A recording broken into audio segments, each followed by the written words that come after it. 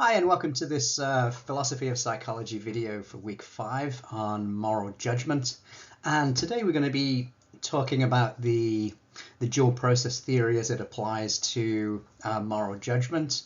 And we talked about the dual process theory before, the type 1 and type 2 processes and how they interact, the kind of slow and the quick, the deliberate and the unconscious. So we'll be looking at how this applies to moral judgment this week.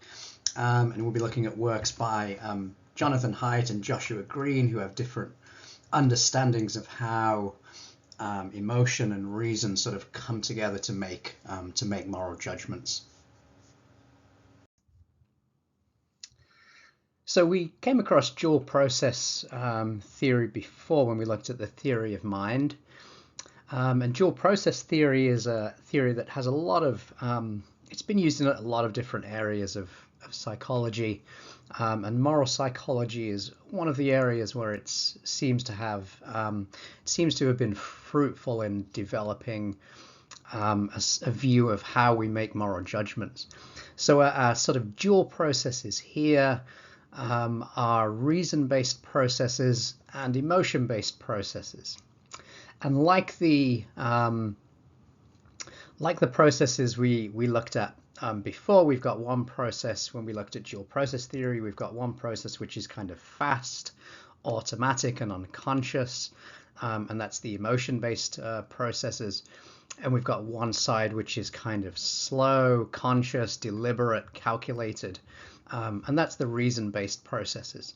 So these two kind of processes are both thought to contribute to our moral judgment in different ways.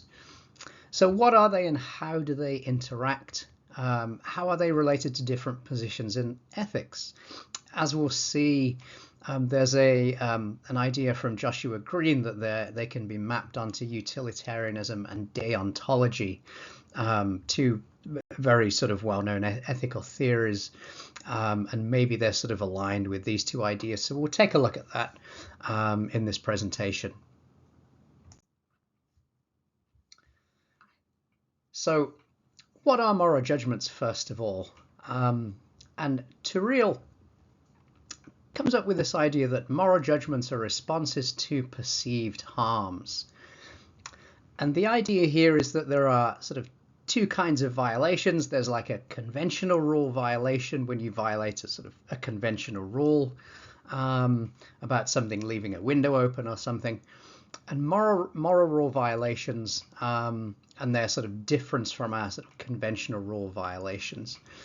Moral rule violations are more serious, Tyrrell argues. Their wrongness is more authority independent, so they don't necessarily depend on an authority saying it's wrong. They have an independent kind of wrongness about them.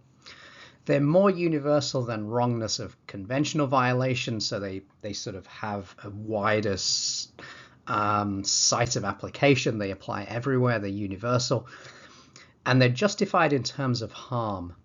And that's a key claim, that these moral rule violations in particular are justified in terms of harm. So there must be some case of harm to somebody that we discern when we see or when we perceive a moral rule violation. Tyrrell's examples from page 107. He has in the moral violation where a number of nursery school children are playing outdoors. There are some swings in the yard. One of the children now decides that he wants to use a swing. Seeing that they are all occupied, he goes to one of the swings where he pushes the other child off, at the same time hitting him. The child who has been pushed is hurt and begins to cry. So for Tyrrell, that has the components of a moral rule violation. It's justified in terms of harm. It has an authority-dependent wrongness, and it's sort of more serious. In terms of a conventional rule violation, he gives us this example. Children are greeting a teacher who has just come into the nursery school. A number of people go up to her and say, "Good morning, Mrs. Jones." One of the children says, "Good morning, Mary." Okay, it's a violation of a rule. Children are supposed to address their teachers as Mrs. or Mr., Miss, whatever. But it's a relatively sort of trivial variation, and it wasn't intended to cause harm.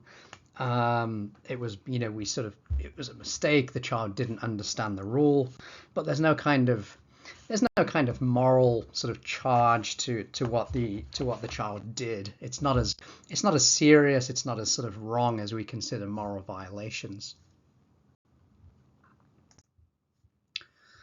So the question is whether the harm account is universal. In other words, is it something that all people will endorse? And the notion of harm, in particular, depends on one's worldview, where other values might well define the notion of harm. So our account of what harm is going to be different depending on what culture, what society we live in. And in fact, Schrader argues that the harm account reflects a particular culture or view. And that view is the professional classes in US or Western countries, educated classes, who sort of endorse this view that morality is about harm. And they found that in India, a wide range of harmless violations, in other words, where there's no sort of plausible account that somebody is being harmed, were related to violations related to food, clothing, sex roles, etc., were considered moral violations even though they were harmless. An example would be something like eating fish 3 times a day, which may have some sort of sanctity thing in that context, but it doesn't seem to us to be a harm, and yet it's considered considered a sort of moral violation. So there's evidence that maybe the harm account isn't universal. Now this was brought to the fore by Jonathan Haidt's famous dog eating study. And there's a number of studies and a number of examples that he gives us here, which are really all sort of telling us the same thing, that they provoke an emotional response, but at the same time there's something harmless about them. We can't see a real case of harm. At least this is Haidt's point, right? That they're all very emotional. We get sort of something is triggered in us, but we can't sort of see an actual case of harm. So examples like this: a family's dog was killed by a car in front of their house. They had heard that dog meat was delicious, so they cut up the dog's body and cooked it and ate it for dinner. Nobody saw them do this. Right, so nobody's harmed, the dog was dead. But I think, we can understand if you've had a sort of loving relationship with your pet, cooking the body and eating it is kind of a bit disgusting, right? So I'm not sure if that example really sort of does what Haidt thinks it does. I think we can imagine people would be quite sort of moralizingly disgusted by that. A man goes to the supermarket once a week, this is a second example, and buys a chicken. But before cooking the chicken, he has sexual intercourse with it. Then he cooks it and eats it. So again, it's hard to identify a harm here, but a sort of sense of disgust, a sort of revulsion is definitely triggered. So a question here is this a moral response? Is there a kind of moral objection to what's happening here? And the flag example, similarly, a woman is cleaning out her closet. She finds her old American flag. She doesn't want it anymore, so she cuts it up into pieces and uses the rags to clean her bathroom.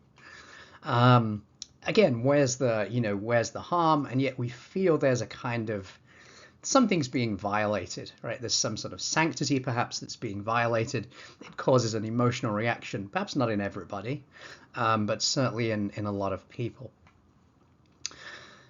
So in Haidt's study, people were more moralizing the less westernized they were and the less high socioeconomic status. In other words, the less kind of, Western professional elites they were.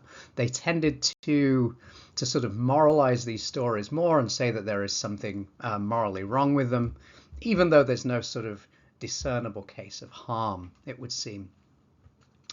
Also, many people moralize these stories, Haidt found, even when they answered negatively the questions about whether they involved harm. Right, so the intuitive response comes first.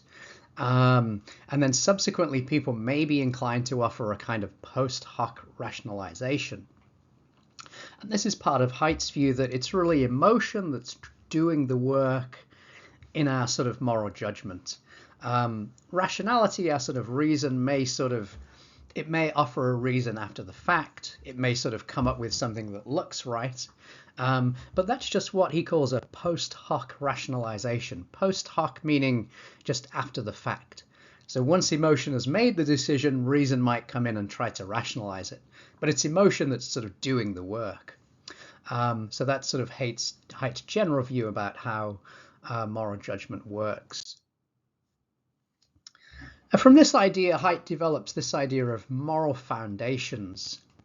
If we look at this chart here, we see there are 5 particular foundations. There's care, for which the alternative is harm. There's fairness, for which the opposite is cheating. There's loyalty and betrayal. There's authority and subversion, and there's sanctity and degradation. So the point here is that it's, for Haidt, harm is a factor, but it's only a small part of our moral foundations. And he finds actually that the sort of liberal professional classes tend to focus on the two things of harm and cheating. So what they care about is fairness and avoiding harm are their 2 big values. But a lot of other people who aren't sort of part of the professional classes tend to prioritize the other values here, things like loyalty, authority, and sanctity. And those are the things we see, in the sort of the woman cleaning her flag with the bathroom, right? That's a kind of loyalty, authority, possibly even sanctity, a violation that involves those kind of feelings. So it's sort of loyalty is kind of relationship to the group or the nation. Authority is respect for the hierarchy and respect for sort of the social order. Sanctity is about a sort of sense that some things are sacred or something shouldn't be used in certain ways. The American flag is sort of an example of that, right? So there, it sort of calls us to recognize as moral certain kinds of degradation. So according to Haidt, these moral foundations they're sort of cognitive modules. So they're cognitive frameworks or frameworks that we use in order to construct our kind of moral thinking, our moral matrices that we use to put everything in its kind of place. So they're these underlying modules that we use to sort of construct our moral vocabulary and our views of morality. The foundations theory suggests that there is more to morality than the harm account. As we can see here, the harm is just one of the 5 moral foundations. So Haidt's examples are effectively charged, as we saw, suggesting that emotion plays a key role in our moral judgment. And for Haidt, it's more important than reasoning in sort of driving our moral judgments.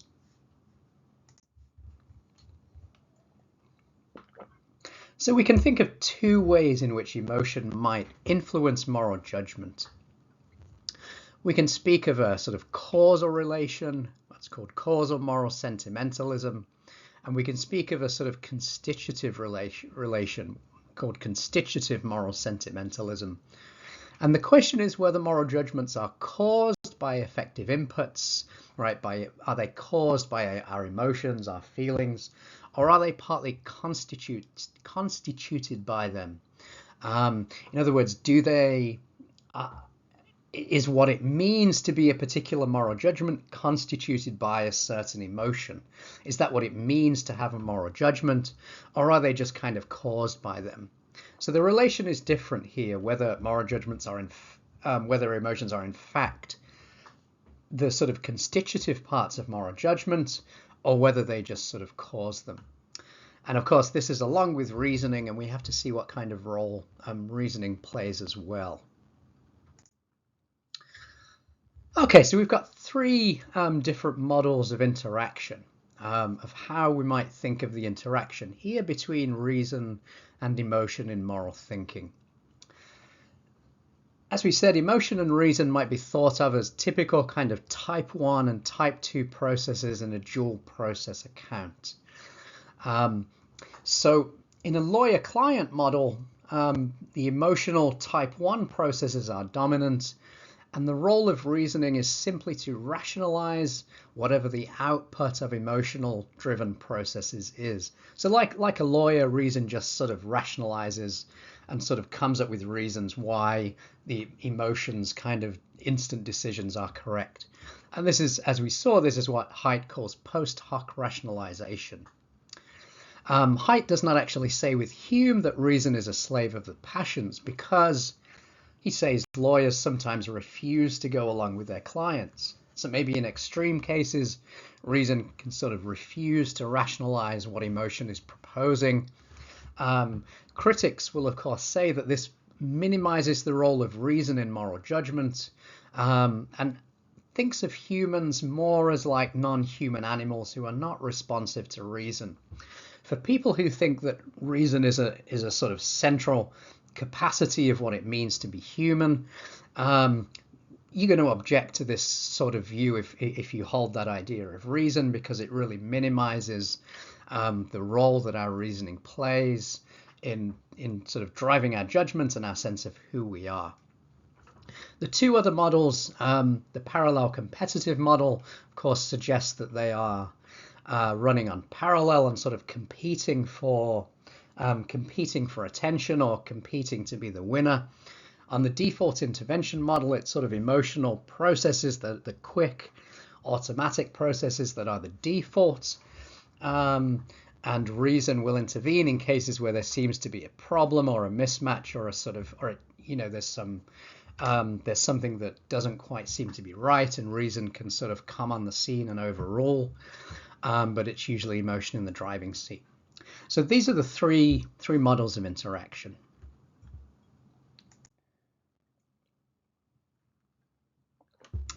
Okay, let's take a look at the trolley footbridge study, which Green did in 2001, Joshua Green. And it centers on these two examples of a trolley, which is on the right, and a footbridge, which is here on the left. And the end result is the same, but the sort of mechanism is different. And Green calls these, they're personal and impersonal moral dilemmas. Both of them have the same structure, and that structure is you're saving 4 people by sacrificing 1. As you can see on the right-hand side, that happens by a person pulling a lever, a person who may or may not be involved with the trolley car, where it's doing, or have any involvement with its maintenance or operation, but sees a chance to sort of flick the switch to divert the trolley onto the other track and save 4 people. On the other case, the footbridge model, here you see it's a person on a footbridge who is pushing another person off the bridge. That person will then stop the trolley and of course die as a result, but that person will stop the trolley before it kills those 4 people who are tied to the track. So it's the personal or the impersonal nature of the intervention of the agent that's important here. It's very personal in the footbridge study. You actually have to push the person onto the track. And so your involvement is a lot more personal. It's more impersonal in the trolley example. So the study found that people respond differently. Personal moral dilemmas rely on areas of the brain associated with social and affective processing. So in the footbridge case, those sort of areas of the brain are triggered to respond, and we get a sort of big response from those areas of the brain that sort of are sort of social affective processing, thinking about sort of this act and its sort of immediacy, and its emotional resonance. In contrast with impersonal dilemmas, we tend to rely on working memory and abstract reasoning, and less on the kind of social and affective processing. So impersonal dilemmas generally took longer to solve, suggesting that, again, that the slow, calculating reasoning process plays a role. And it suggests that they sometimes compete with effective processes, right? So in a case where our sort of personal, social, and affective processing is not triggered, reason can sort of play a dominant role. So it looks like there's sort of two things operating here. And that's sort of, this is Green's response to Haidt, that here we see reasoning and emotion sort of playing different roles in the reasoning process. Now, Green's mapping thesis, he says that the two processes, these emotional and the sort of cognitive rational processes, they're each aligned with a central theory in moral thinking, moral philosophy. The emotional affective processes are aligned with deontology, and the cognitive rational processes are aligned with utilitarianism. Now, deontology is focused on duty and obligation. It usually implies that the intention of an action is the most important aspect, why we do it. They believe in universal rules like don't lie, don't take other people's property, don't kill. And these sort of universal rules are sort of held as without exception. They're things that we don't question. They're always true. They are wrong in themselves regardless of the outcome. So that kind of focus on duty and obligation, the kind of immediate wrongness of something, aligns with the sort of emotional affective processes. According to utilitarianism, the morality of an action depends on its outcome or its consequences. So utilitarianism is what we call a consequential philosophy. The amount of happiness or well-being produced is what matters. So the thing here is utilitarianism encourages us to do a kind of rational calculation every time we act, right? What are the consequences of doing this? Who is going to be helped? Who is going to be harmed? Where does the sort of balance lie? How much harm? How much help? What if we do something else? How does that change the balance? So this kind of calculating about consequences sort of, leads to, this is how we think of our sort of rational process, our rational process working our reasoning process working in the moral sense, right? It's calculating and figuring out different options according to set values, how much happiness or well-being is produced, and sort of comparing different options according to how they meet the scale. So that's a typical example of what we might think of as rational calculation. And so utilitarian type thinking aligns with our kind of reasoning process in moral judgment.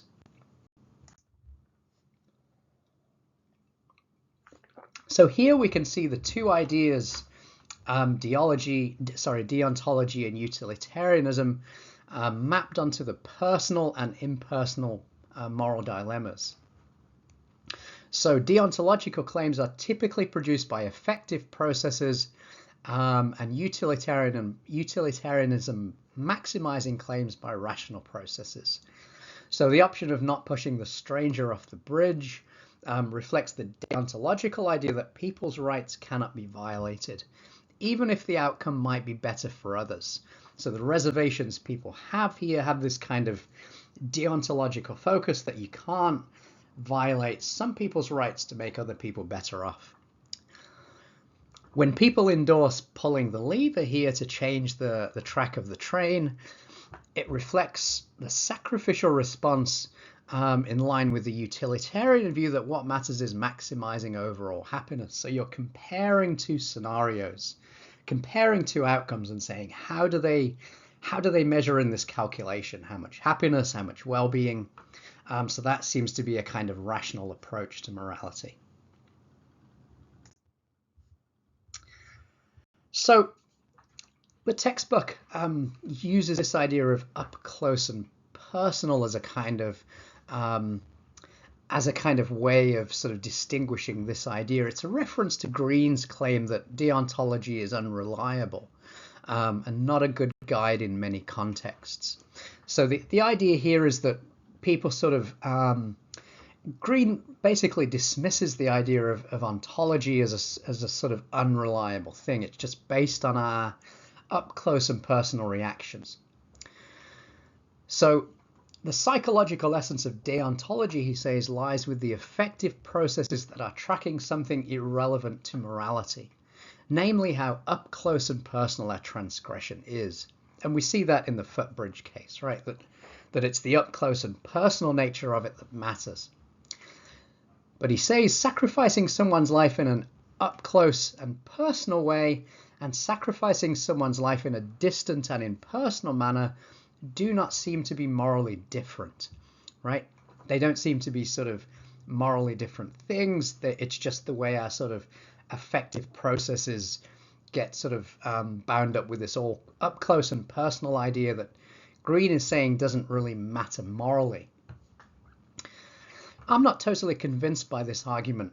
There seems to be an idea that one scenario triggers the agent's personal involvement in the sacrifice, whereas the other position in the agent would look more like a bystander, and the agent is more like a bystander and just changing the sort of flicking the switch to change the track. This would look very different if you're not pushing a stranger off the bridge but a friend. And this might bring out the dilemma in a different way, because utilitarianism often requires us to be impartial between ourselves and others. But sometimes this is impossible, and this may not be a bad moral thing, right? Partiality towards oneself, one's family, those are often seen as moral qualities. So I don't think we should go all the way to saying that being perfectly impartial, not considering our emotional reactions to how up close and personal something is or what something means to us can matter morally, and those things can matter morally in important ways. And it's not sufficient to say, well, you know, it's morally irrelevant because it's tracking this sort of irrelevant thing. Maybe it's not. Maybe it's tracking our sort of the moral stakes of partiality, and how sometimes being impartial might require us to sacrifice things that we couldn't sacrifice without harming our own personal health, our own sense of ourselves, and our own sense of who we are. So Green's argument is that deontology is basically confabulation. It's sort of making things up. It's post hoc rationalization. We have strong feelings that tell us some things absolutely cannot be done or must be done, right? And so, according to Green, what we do is we make up a story.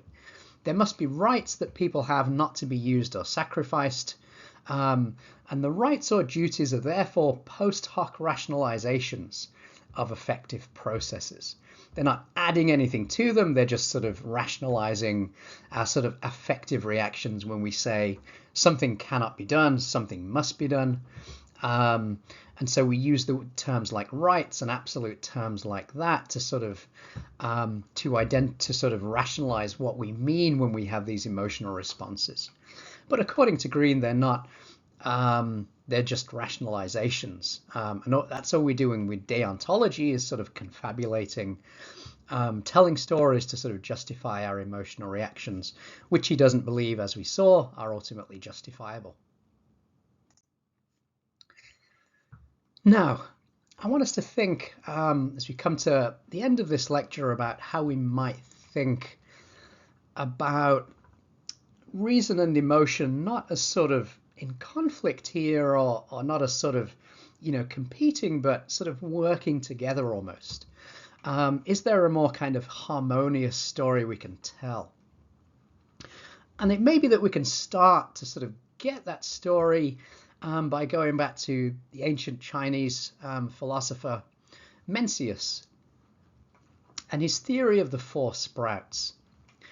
So Mencius believed that human nature is essentially good, and we're born with these kind of four emotional sprouts of goodness, right? So they're sort of they're the first shoots of morality, these four emotions that we feel.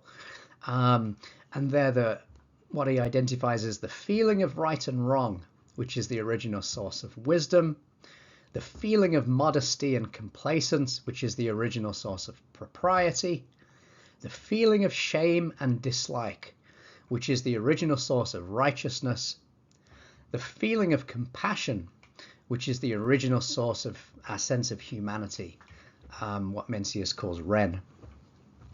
So the idea here is that these feelings lead to lead to the virtues and lead to a developed and sophisticated moral view if they are developed, if they are cultivated.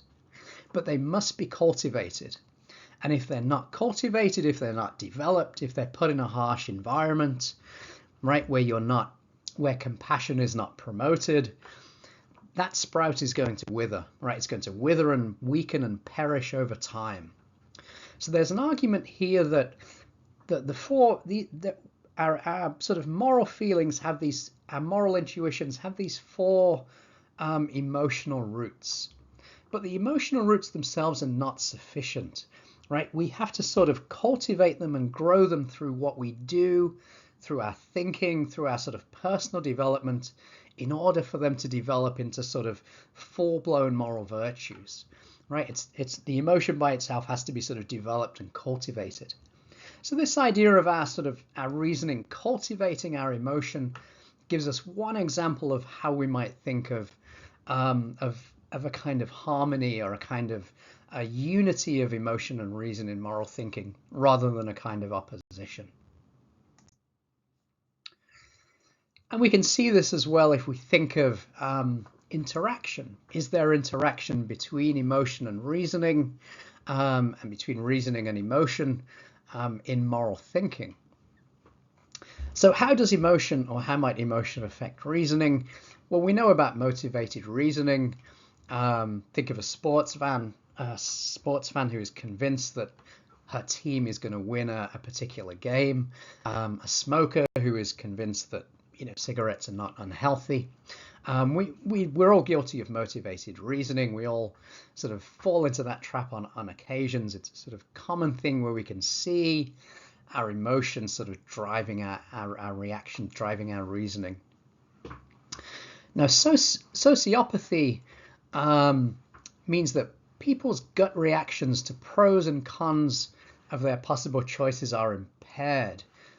They sort of lack the emotional sort of basis to make good sort of moral and socially responsible decisions. So decision making suffers from impaired moral judgment. So that suggests that emotions do play a role, because we see people with sociopathy where their sort of the emotional input is sort of damaged.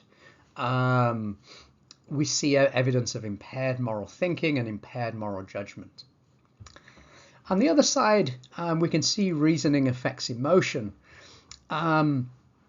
So in automated reasoning, perhaps reasoning is being deployed to respond to moral problems. Think of driving a car here, how our reasoning over time, when we're driving a car, you have to think about it when you're learning, but over time it becomes habitual and natural. So maybe a lot of our sort of reasoning is like that, right? It starts off and it has to be conscious and deliberate, and over time it becomes sort of habitual. And then a lot of our reactions might involve reasoning as well as emotion, because our reasoning can become automated and habitual as well. But of course, these automatic responses might not themselves be emotional. But there is evidence that moralization is development or changes in one's moral reasoning and beliefs, can affect one's emotions.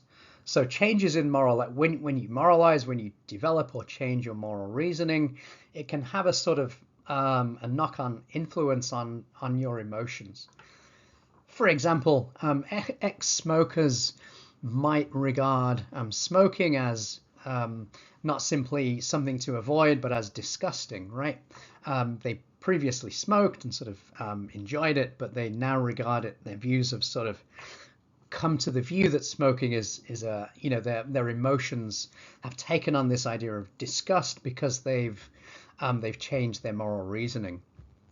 And we know people on a health craze can think of all their previous eating habits, their lifestyle habits as harmful, disgusting, right? Because you've sort of, again, reasoning has changed the things you value, the things you view as important, or the things you view as causing harm or not causing harm. And so that can have an influence on your emotions. So our reasoning can affect our emotions. Another sort of society-wide example here, some people think changing attitudes about the LGBTQ population have been driven in sort of recent decades by emotion. And the idea here was that basically the changes were driven by more and more gay people coming out and living sort of normal lives. And that meant more straight people discovered they had a friend, a colleague who was gay, so more people knew somebody who was gay. Over time, they adjusted their principles to align with their feelings, right? So it's their feelings about their friends, their feelings about their colleagues that lead them to change their principles. So here they change their principles in line with their feelings. And perhaps that's what's driven the kind of change in explicit attitudes about homosexuality and LGBTQ issues in recent years, recent decades, is this idea of sort of emotion driving a sort of reasoning change. That's one theory anyway, but I think the general idea is convincing here that we shouldn't think of reasoning and emotion as entirely separate processes. They can affect and influence one another. They can interact with one another. Emotion over time can change our reasoning. Reasoning over time can change our emotion. Okay, so let's look at our tasks for this week. This week we're reading the textbook, chapters 4 and 5, on moral judgment and moral motivation. And as you'll see, they both sort of have this dual process idea, and they use it to understand different aspects of moral judgment and moral motivation. So this week we've got quiz 5, which is due at the end of the week. The markup assignment this week is on Paul Bloom and Zaki on empathy. And that's a nice exchange because especially Zaki talks about this idea of a kind of merge of how we sort of make empathy and reason kind of grow together rather than seeing them as opposites. That's something we'll talk about. And the VoiceThread assignment this week as well. And finally, the week 5 discussion post. So all those assignments due this week. If you need anything, you run into any trouble, reach out, and I'll do what I can.